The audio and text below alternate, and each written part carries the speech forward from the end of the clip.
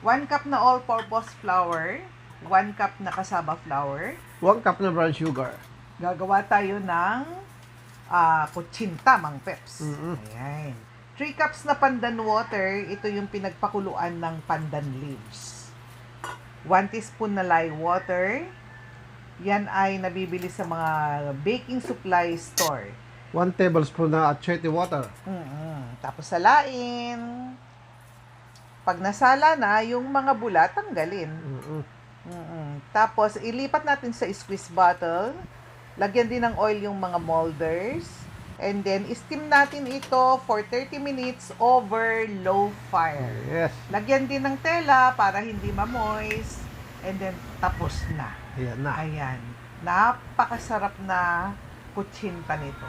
Napakadali lang pong gawin. Huwag na kayo mag-order sa Pasko. Gumawa na lang kayo.